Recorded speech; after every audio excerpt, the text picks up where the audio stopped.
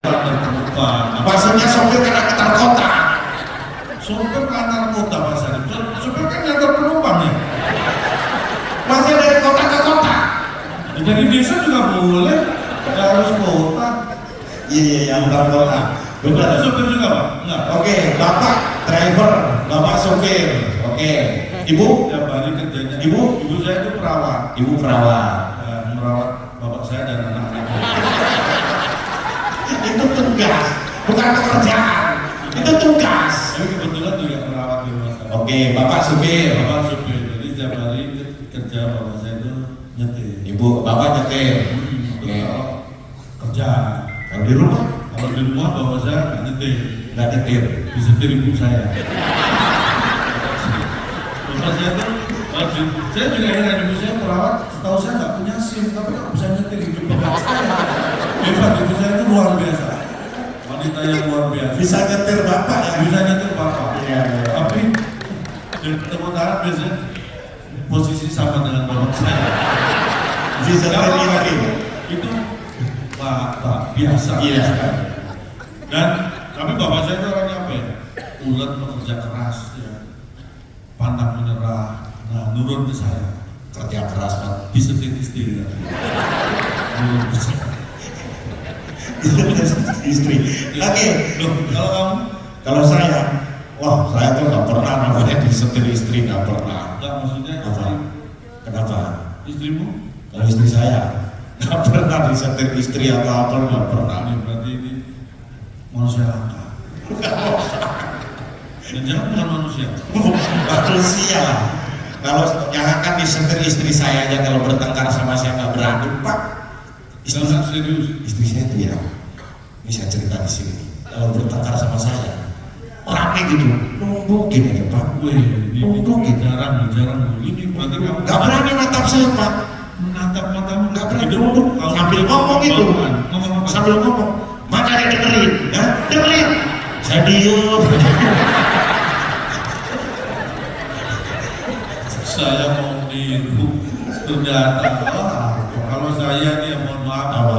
kalau saya terus terang aja saya tuh kadang-kadang kalau saya tuh menikah sudah hampir 27 tahun tapi kadang-kadang kalau ya dinamika keluarga kan udah mulai bertengkar gitu kadang saya menyesal kalau habis bertengkar apalagi udah bertengkarnya agak hebat gitu Pak saya tuh kadang-kadang lihat istri itu baru sampai nunduk sujud itu saya nggak tega Sampai gimana sambil tangannya nunjuk gitu terus Pak, keluar kamu dari kolam, keluar.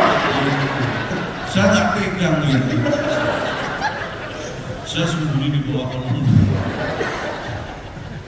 Saya bukan takut istri, saya bukan suami takut istri, cuma saya kebetulan punya istri yang pemberani. berarti yang di sebelah saya Bapak ya. Loh, kamu di kolam itu juga?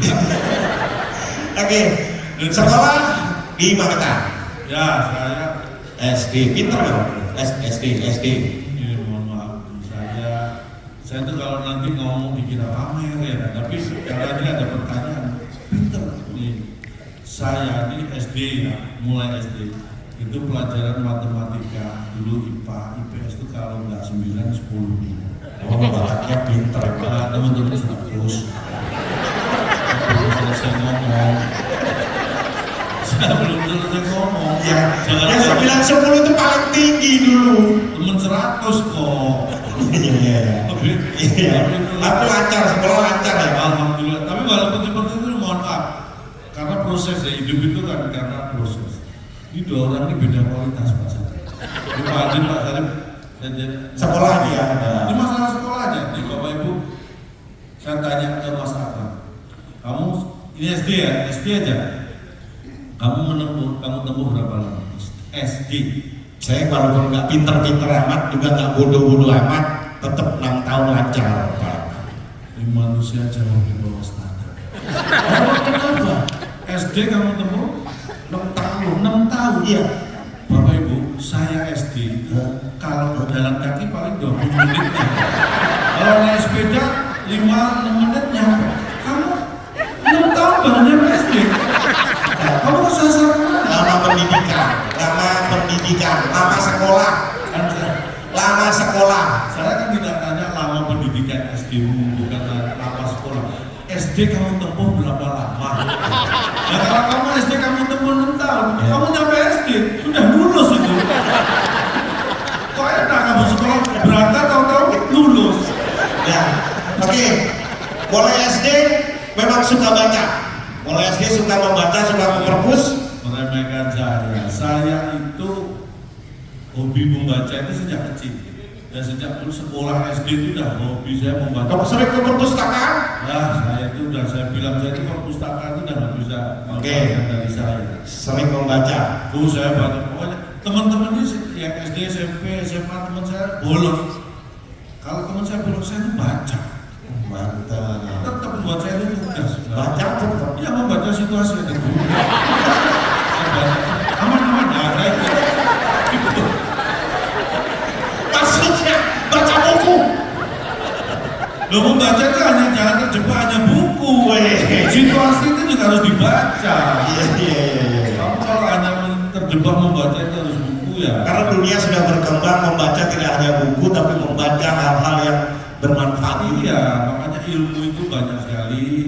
Buku itu penting. Sekarang buku pun bentuknya jangan terjebak bentuknya secara fisik. Oke. Tapi bukan ada. Buku. Jika ada buku. Buku. Itu penting mengetahui mana buku mana enggak. Kalau buku jatuh, Itu buku. oke Pak. Berarti suka membaca itu walaupun membaca situasi ya. Itu mulai kecil. Pernah nggak punya cita-cita jadi penulis buku? Ini makanya pernah saya ceritakan memang saya itu cita-cita sebenarnya dulu pengen jadi penulis. Makanya akhirnya saya banyak belajar, banyak baca buku. Saya pengen banget jadi penulis. Saya baca banyak buku, akhirnya saya malah jadi pembaca. Saya jadi penulis karena banyak baca. Malah jadi pembaca. Jadi Tahun ini saya banyak nulis biar jadi penulis. Kalau beli buku sering? Ini makanya Selain pinjam ke perpus loh. Oh iya, saya tuh pinjam ke perpus tuh karena dulu belum punya duit untuk beli kan mahal. Tapi prinsipnya buku itu isi dari buku itu menambah ilmu. Tetapi dengan memiliki banyak buku itu ternyata memperkaya kita. Cepat kaya.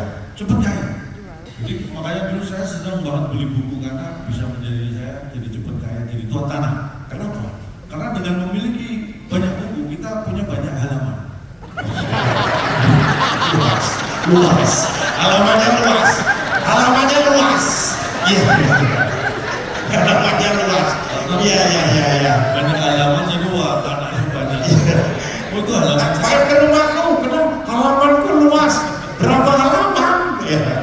Iya.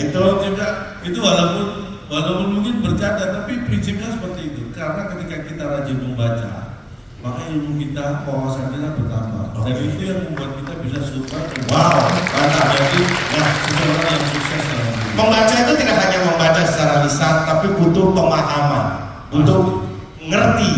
Itu namanya literasi. Yes. Nah, itu pernah ada pengalaman yang berkaitan dengan membaca gitu? Saya itu pertama kali, saya dulu awalnya gini. Kalau di desa saya dulu belum ada kursus bahasa Inggris. Saya paling ingin menguasai bahasa internasional.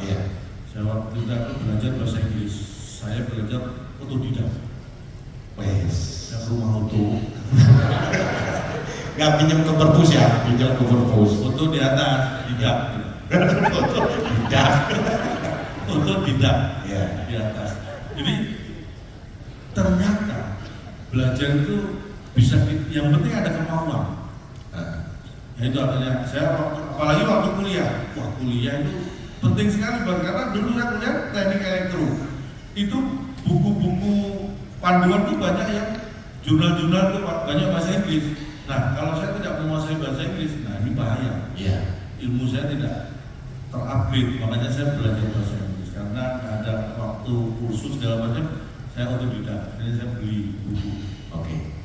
Pertama, saya langsung ke toko buku dulu. Sebelum zaman kuliah saya itu ya belum ada handphone, belum ada komputer juga masih gede-gede gitu kan. Jadi saya ke toko buku, saya beli, saya ketembak. Kalau saya pengen pintar cepat bahasa Inggris, beli apa bukunya? Itu rahasia menguasai menguasai bahasa Inggris. Oke. Saya beli agak mahal, oke nggak apa saya beli. Terus Saya buka di rumah kosong, nggak ada isinya. Kenapa? Dari halaman pertama sampai terakhir kosong. Saya balik lagi, Mbak, ini gimana sih saya paham kosong? Judulnya namanya juga rahasia lah. Nah, kalau nanti ada tulisannya rahasianya kebuka. terus Itulah tertipu saya. oke. Tidak paham literasi. Karena tidak paham. Iya. Akhirnya tetap semangat, kemauan itu tetap nggak mudah. Oke, tertipu sekali nggak masalah. Coba Pak, jangan yang buku yang ini. Wah, apa buku kosong semua. Yang lainnya ada yang agak mahal, nggak masalah. Jadi menguasai bahasa Inggris kilat. Wes. Tapi saya intip dulu, takutnya kosong ya kan. Saya intip, ada tulisannya. Iya. Dan saya beli, saya bayar. Pulang ke rumah, belajar. Terus Isinya halaman pertama sampai terakhir flash, flash, flash. Ternyata bahasa Inggrisnya kilat, itu flash. Jadi menguasai bahasa Inggris kilat. Hanya bahasa Inggrisnya kilat, kata yang lain nggak ada. hujan nggak ada hujan. Hujan nggak ada, Langsung kilat. kilat, flash, flash. Oke. 2 kali tertipu, tidak menyerah. Tidak paham literasi. Tidak paham literasi itu. Balik lagi saya, Mbak. Iya. Ini 2 kali saya tertipu, tapi saya tetap semangat. Ini yang terakhir nih. Pengen yang paling mahal mana? Biar saya cepat pintar bahasa Inggris. Ini jadi mahal, nggak masalah. Iya. Saya sudah alhamdulillah sudah bisa mengumpulkan uang waktu itu ya. Udah akhirnya saya beli yang paling mahal. 30 menit lancar berbahasa Inggris. Nah, ini bukti yang ketiga ini baru terbukti. Karena sampai di rumah saya belajar 30 menit saya lancar bahasa Inggris. Menit ke 31 nggak bisa lagi. Lancarnya cuma 30 menit. Kalau gitu kan saya irit-irit ya ngomongnya. Biasanya. Jadi memahami judul, memahami tulisan itu penting. Apalagi literasi. Apalagi zaman sekarang itu ya, apalagi zaman sekarang itu namanya berita. Kalau kita ikuti di sosmed, di gadget di handphone kita itu kan istilahnya ya clickbait kan. Jadi judulnya itu kalau kita hanya bersandar dan memahami hanya pada judul saja, itu banyak kita tertipu karena banyak berita yang antara judul dan beritanya itu tidak sesuai. Karena judul itu dibikin supaya orang tertarik untuk mengikuti. Tapi kadang-kadang nggak, karena kadang-kadang literasi kita itu yang dengan membaca judul kita sudah merasa tahu isinya. Nah, harus kita pahami dulu. Hal simpel-simpel aja Pak, barang-barang sekitar kita lah, kita beli apa gitu. Kita selalu malas baca petunjuk, malas baca apa, pokoknya beli gitu. Nah, itu padahal membiasakan diri kita paham. Benar, itu pentingnya literasi itu sebenarnya itu. Bukan hanya membaca, tapi memahami apa yang kita baca. Iya. Nah, dulu dari kecil saya melatih itu. Pernah ada? Sering, ya dulu kan sering disuruh ibu saya beli apa ke warung gitu. Tapi justru karena saya literasi saya pahami betul, makanya saya apapun yang saya beli itu saya pelajari. Oke. Saya sering dimarahin ibu saya dulu. Kenapa? Suruh beli sampo Pak. Dulu kan sampo yang saset itu di kamar. Ya, di kantongnya beli. Ya. Beli dua, enggak disuruh ibu. Saya mesti sampai di rumah dimarahin. Kenapa? Karena sudah apa? Isinya itu tercecer semua. Kok bisa gitu? Jangan saya buka. Kok dibuka? Karena saya kan baca, begitu terima sapunya, buka di sini. Wah, saya buka. Nggak boleh di mana-mana, harus di sini. Sampai rumah udah. Ada tulisannya itu, sasetnya itu kan kayak kamu buka di sini. Wah, harus di sini. Sampai rumah udah. Ini udah. Buka di sini, sahur di mana Pak? Buka sasetnya, bukan buka luar. Oke, itu Bapak Literasi itu penting. pengalaman selama Bapak Gong, tapi sangat membantu Bapak dalam karir Bapak yang suka membaca, nambah ilmu. Nah itu, makanya pengalaman saya waktu itu lulus SMA, saya waktu mau kuliah kan izin ke ibu saya. Oke. Bu, saya udah lulus SMA, saya ingin melanjutkan pendidikan lebih tinggi. Ibu saya orangnya tegas ya, Udayana. Oh disuruh Bali. Bali. Nah itu kan. Udayana, Iya. Sama. Iya. Terus? ya akhirnya saya nggak kuliah karena nggak ada biaya kan. Terus saya berusaha kerja dulu kan. Oke. Saya berbekal ijazah SMA, saya melamar pekerjaan. Oke. Saya beberapa perusahaan saya masukin lamaran dengan berbekal ijazah SMA. Nah, ketika ada panggilan tes segala macam itu, ada beberapa perusahaan. Nah itu rata-rata seperti itu. Saya pernah masuk, waktu itu yang saya lamar bukan masuk kerja, tapi melamar itu salah satunya perusahaan asing. Oh pernah. PT Lestari Cipta Utama. Bentar. Kok kayak toko kaca ya Pak? Nggak ada asing-asingnya. Asing itu perusahaannya yang pakai Inggris gitu. Tapi saya baru tahu perusahaan itu baru itu. Ini masih asing ya buat saya. Ini perusahaan asing buat saya. Iya. Baru tahu, kalau udah familiar kan juga nggak asing lagi. Ini baru tahu. Oke. Dia dipanggil, sudah tes sampai terakhir interview. Manajer HRD-nya waktu itu yang menerima saya interview, ditanya bahasa Inggris interviewnya.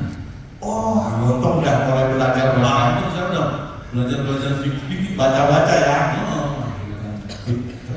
Terus tell me about your family in English, ya gitu lah. Terus saya jawab, wah, I don't have family in English. I have family in Indonesia. Dia ngomong apa tadi? Tell me about your family in English. Iya. Saya bilang, I don't have family in English, my family in Indonesia. Oh, maksudnya dia kamu disuruh belajar merangkai kata, public speaking, tapi dalam bahasa Inggris menceritakan keluargamu. Oh itu. Iya. Waktu itu akhirnya saya langsung disuruh pulang. Oke. Sampai akhirnya saya kira nggak ada panggilan lagi. Ya saya nggak bisa. Terus akhirnya saya kerja serabla ini ngumpulin duit bisa kuliah dengan biaya sendiri kan. Oke. Kuliah, akhirnya saya lulus kuliah sama juga ngelamar pekerjaan juga, tapi bekalnya sudah ijazahnya udah sarjana. Berarti upgrade skill. Ijazahnya naik, tapi skillnya saya nggak yakin juga. Ya. Terus. Akhirnya kan prosesnya sama seperti waktu lulus SMA kan, ngirim lamaran ke perusahaan-perusahaan, diundang lagi. Wah kalau ini saya karena kuliah udah belajar bahasa Inggris, saya ayo minta cerita keluarga saya in English, tak ceritain ya bilang dalam hati gitu ya. Aku itu nggak ditanya itu. Terus Gimana nih, siapa yang tanya keluarga saya dalam bahasa Inggris? Sampai pada pertanyaan ini manajer HRD di perusahaan lain ini tanya masalah gaji yang Anda inginkan berapa. Tapi bahasa Inggrisnya ngomongnya malah awalnya ini campur-campur ada yang bahasa Inggris karena saya paham lah sampai bahasa Inggris sudah paham. Gaji yang Anda inginkan berapa? Nah ini saya bingung. Saya belum pernah punya pengalaman kerja di kantoran. Gimana ya? Kalau saya nyebut kecil terlalu kecil ya kan? Kalau nyebut besar nanti terlalu besar. Dilematisnya saya cari aman ya. Yaudah, disamain dengan gaji bapak aja saya. Sama dengan bapak aja saya. Biar aman sudah. Langsung disuruh pulang. Tapi saya ngomongnya bahasa Inggris, jawabnya sama dengan bapak bahasa Inggris. oh sama dengan bapak pakai bahasa Inggris. Bahasa Inggris. Ya. Ya, same with father. Apa? Same with father. Sama dengan bapak. Oh nggak bisa bahasa Inggris. Sama dengan bapak itu same with father. Oh bukan. Iya. Buktinya aku langsung boleh pulang kok. Itu benar. Same with father. Bersama dengan bapak. Sama apa? Same Dengan with bapak. father. Same with father sama dengan bapak. Same with father. Oke.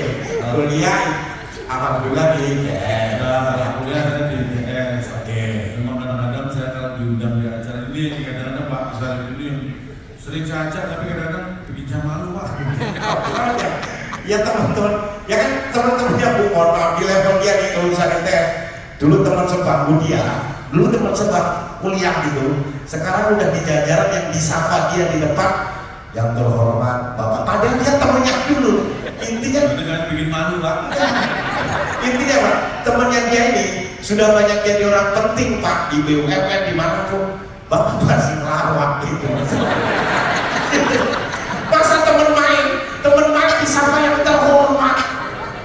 Padahal dulu teman kos-kosan. Karena nggak paham. Jadi kamu harus paham. Di tempat saya kuliah ITS itu, lulusannya itu secara terbagi menjadi 3 kelompok besar. Lulusan yang pertama aja ada sebutan Satu. dan satu itu jadi orang penting. Jadi orang penting dulu. Kedua, Yang kedua itu yang penting jadi orang. yang penting jadi orang. Berarti Bapak masuk yang mana? Satu atau dua nih? Maksudnya bukan satu bukan dua. Yang mana? Kalau saya yang penting orangnya jadi. Itu lebih penting buat saya. Kayak ini kan di jalur perpusnas ya acara jadi. Nah ini lebih penting buat saya. Karena sering di jalur nggak jadi itu sering Pak. Nggak penting buat saya. Yang penting orangnya jadi. Yang penting orangnya jadi. Iya. Apapun loh ya. Apapun. Yang penting orangnya jadi. Itu meledakan kita loh. Bisnis apapun. Jadi. Lebih apa? Jadi apa? Ada ini program yang sudah disusun ya. Kenapa ada acara seperti ini? Kalau kita ngomong simpelnya, supaya semua yang kita rencanakan itu jadi, jalan, dieksekusi, bergerak dimanapun, menjadikan Indonesia itu maju. Tidak hanya menjadi rancangan. Ya ini para stakeholder ya, pemerintah daerah juga ini ya saya ini memberi motivasi supaya kita ini tidak ketinggalan, semakin ketinggalan dengan bangsa lain. Ini peran kita semua harus kita maksimalkan. Yes. Jadi perpusnas juga sudah luar biasa saya lihat.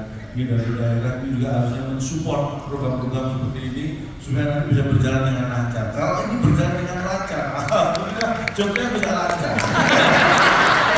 Oke, Bapak pernah berkunjung ke perustakan di luar negeri ya? Pengalaman Bapak, misalkan di sana ada banyak library yang umum untuk umum. Ya, kalau Pernah? saya itu kalau ke luar negeri, saya mesti salah satu tempat yang saya kunjungi.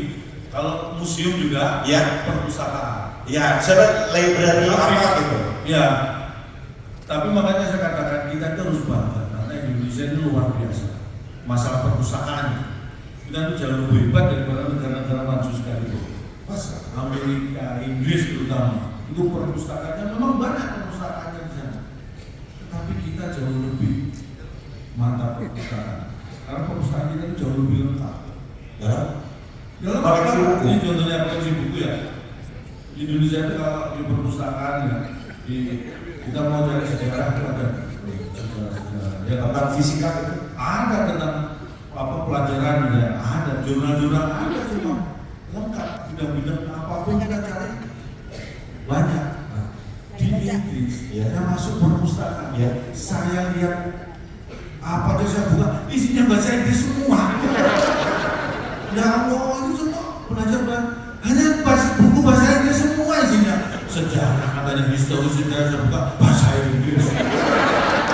Ya, fisika saya buka bahasa Inggris juga. Ya Allah, nggak lengkap di dunia. Indonesia yang hebat, tepuk tangan buat Indonesia. Fisika ada, Biologi ada, sejarah ada. Semua di sana bahasa Inggris semua. Makanya kita harus bangga karena anak-anak kita itu jauh lebih pintar dibanding anak-anak sederajat di Inggris, Amerika. Anak SD, SMP, SMA di Indonesia itu kalau belajar fokus, belajar matematika misalnya, ya rumus matematika yang dipelajari. Dan di belajar fisika ya rumus fisika. Pelajaran biologi ya tentang ilmu biologi. Di Inggris itu pelajaran matematika. Saya lihat saya ini bukunya bahasa Inggris. Belajar matematika bahasa Inggris ya. Dalam hati ya. Saya tunggu pelajaran ganti habis matematika pelajaran fisika. Saya lihat kan masih belajar bahasa Inggris.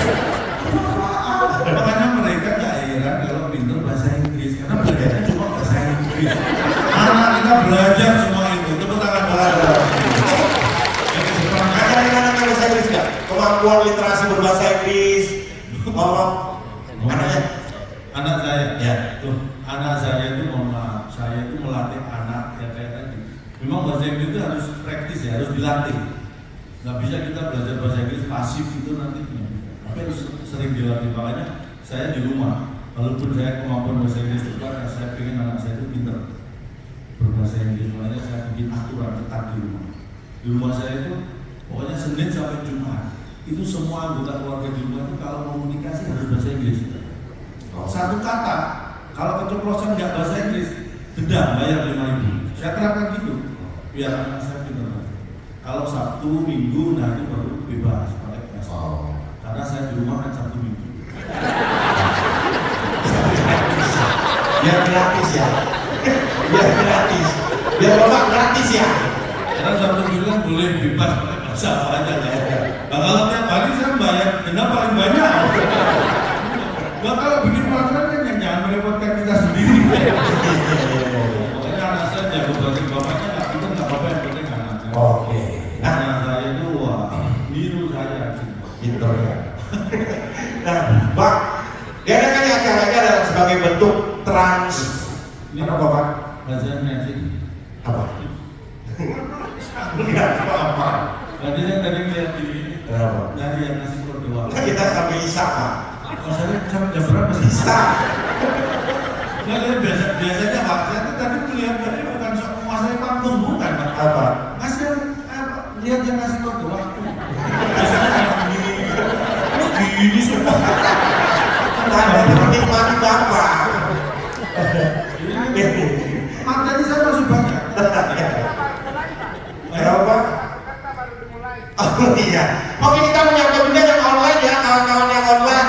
Ada yang online juga dari berbagai daerah yang hadir, yang tidak bisa hadir dari berbagai daerah untuk acara. Karena acara ini diselenggarakan sebagai bentuk, ada itu tulisnya Pak, transformasi. Yes, transformasi karena era berubah.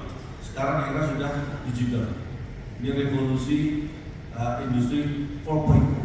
Wes. Poinnya apa? Poinnya apa? Poinnya di tengah. 4.0. Iya. Poinnya di tengah. Ya. Ini makanya era berubah. Kita harus siap. SDM harus kita siapkan. Indonesia itu harus menyiapkan sumber daya manusia untuk menghadapi perubahan zaman. Dan ini saya yakin sudah dilakukan termasuk oleh Perpustakaan Nasional Pak. Ini salah satu bentuk kegiatan yang membangun dari sisi sumber daya manusia. Ini luar biasa. Kita kasih yang juga berkenan. Penting sekali ini. Saya saja Pak pelawak. Saya bertransformasi. Saya itu era digital, saya ikut digital. Saya hadir di sini karena digital. Karena begitu antara Perpusnas dan manajemen saya secara digit sudah cocok. Digital. Pokoknya kalau segala sesuatu digitnya cocok, nah itu digital ya. Digital.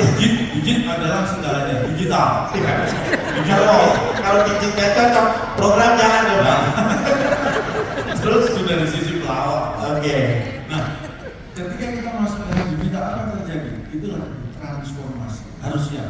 Oke. Dan saya juga seperti itu. Transformasi terjadi. Oke. Karena begitu sudah ditransfer, saya dikasih informasi. Itu program jalan ya. Wah, ini jelas kan? Iya. Program sudah ditentukan, nah alokasi dana ada, sudah keluar, nah apakah jalan? Nggak ada alasan untuk bisa jalan. Iya. Ada jalan. Nah, terjadilah otomatis akan ada masa transisi. Transisi. Kenapa? Transisi itu begitu ada transferan, nah ada transisi. Jadi itu pelawak mengikuti perkembangan. Oke. Nah, Pak Sarul tadi saya juga menyampaikan bagaimana perpus ini sekarang berkembang secara digital. Dulu baca buku harus ke perpus, harus datang ke perpus, jauh-jauh ke perpus. Sekarang sudah Perpus sekali lagi bukan hanya tempat datang membaca, pinjam buku, Iya. numpang baca bukan, tapi bisa menjadi sebuah bagian kehidupan kita. ya, menjadi ruang untuk berkegiatan masyarakat yang berkaitan dengan Dari buku apa aja tentang apa aja nggak perlu kita ke perpus, sudah menjadi bagian. Oh, semua ada di aplikasinya kan ada Pak ya, ada ribuan bahkan ratusan ribu judul buku yang bisa diakses dengan handphone. Sekarang karena apa itu handphone loh Pak. benar sekali teknologi. Jangankan baca, belanja aja sekarang kita nggak pernah bawa uang cash. Betul. Sekarang belanja itu gini aja cukup Pak, tidit, sudah kita belanja. Ada banyak ibu Kenapa? ngomong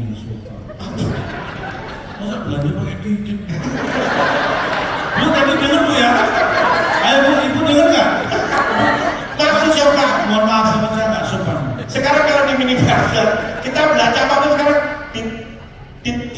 Sekarang dikasih jeda kan enggak. Jadi langsung ini. Kalau belanja kayak gitu saya bisa belanja banyak. Itulah teknologi ya. Harus siap. Ya apapun jadi begini.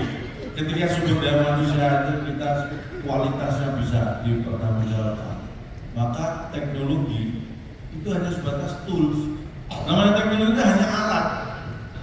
Jadi intinya jangan pernah justru kita diperbudak teknologi. Teknologi yang kita manfaatkan untuk mencapai tujuan kita karena dia alat. Paham ya? Karena teknologi itu ciptaan manusia. Banyak ciptaan manusia memperbudak manusia itu kan kesalahan manusia. Makanya yang penting adalah bagaimana kita memanfaatkan teknologi. Karena teknologi di tangan orang yang tepat itu bermanfaat, tapi di tangan orang yang salah bisa jadi masalah. Berapa ya Pak? Nah, misalnya teknologi handphone di sebentar. Ini contoh sederhana. 2 orang beda kualitas. Dari sisi pendidikan sudah. Bapak kan saya kayak buat jadi contoh aja lah. Biar lebih konkret, ada yang baik, ada yang baik gitu. Ini contoh teknologi.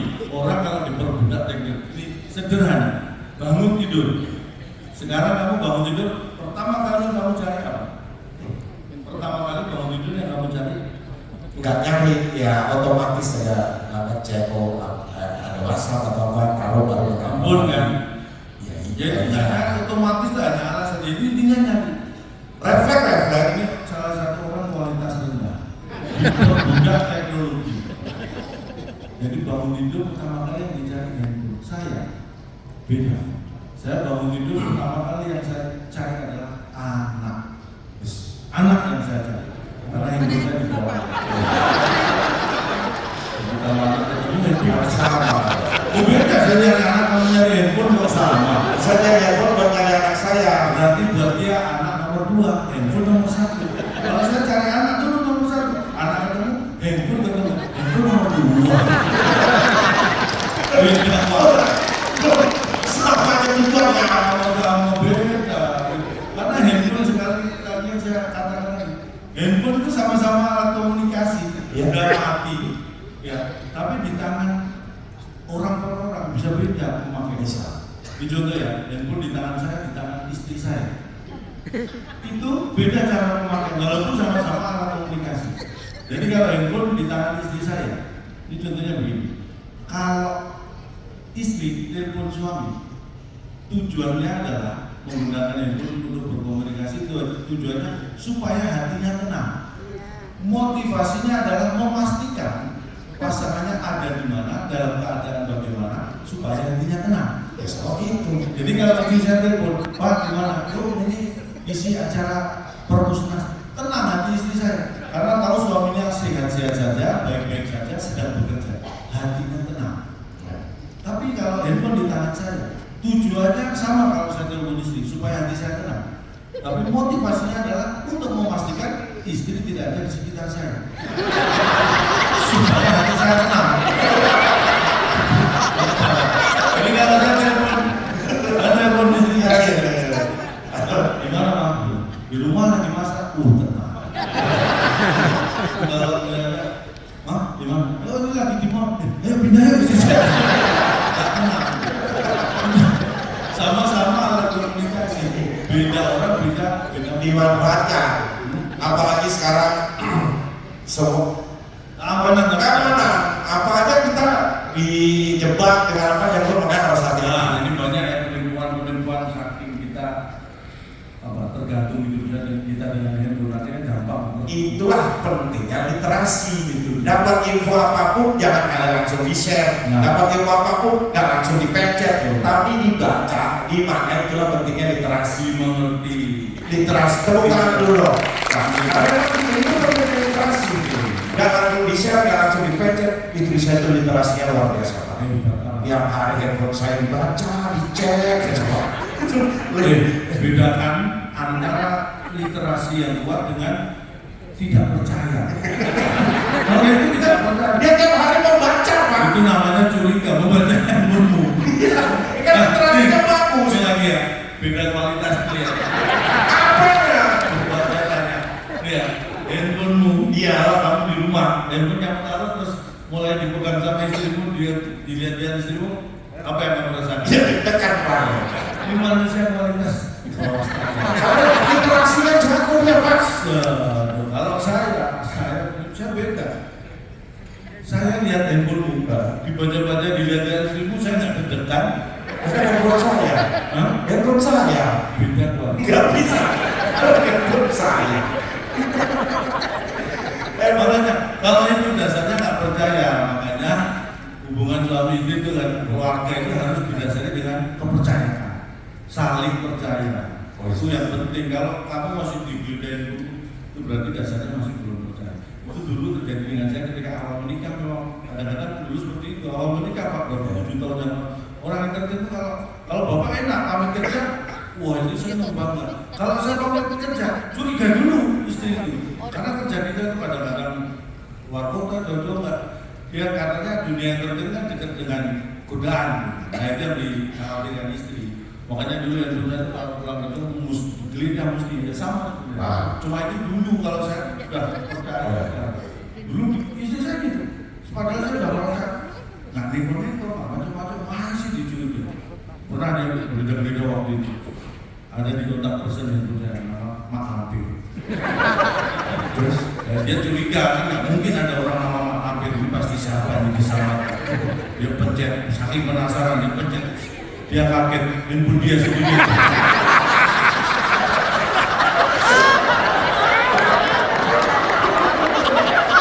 Akhirnya dia kapok. Nggak beda-beda handphonenya. Tapi tahu, dia sini pakai nama Mak Hampir. Tapi beda-beda handphone saya. Mohon maaf. Bapak ingat sebentar. Jangan pura-pura. Lihat dulu. Tadi kenapa istri itu kamu? Pas kamu di waktu itu kamu tinggal dulu. Ada mikir itu istri saya kenapa betul? Istriku ini istri saya sendiri, istriku miskol, nggak saya angkat. Saya ini sekarang nyimpen nama istri kan di sini istriku. Saya kaget tuh, kok istriku telepon apa? Apa mungkin telepon saya nggak ada, saya nggak ada telepon. Ini istriku. Kan istrimu. Ini beneran temenan. Istrimu telepon. Orang istriku nggak istrimu. Ya biar aku nggak kaget. Bapak yang ganti. Dan my love, sayangku, cintaku kan bisa. Nah, saya kan tidak suka bohong.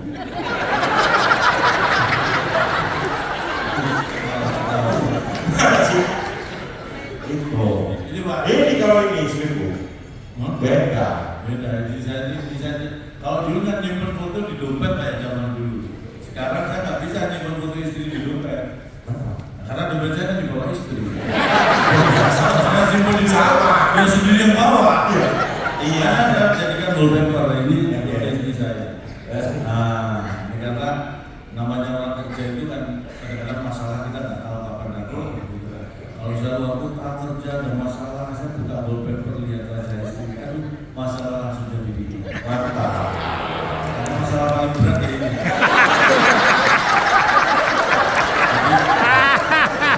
Jadi kalau saya ada masalah gitu, saya ada masalah saya buka handphone lihat wajah istri.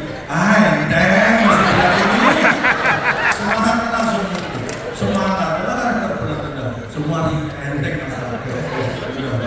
Itu ada dampak bagusnya kan? Apa? Lihat foto itu. Ya banyak, makanya ibu-ibu di sini yang fotonya dipasang suami di wallpaper jangan kayak dulu. Siapa tahu motivasi masaknya kayak saya.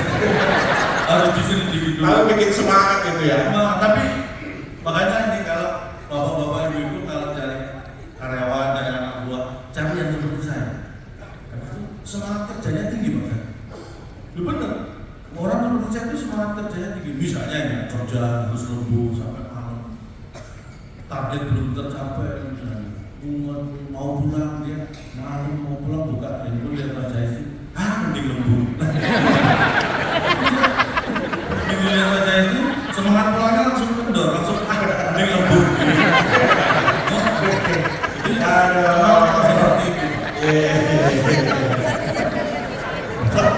Pak Sari, kok ada orang kayak gini?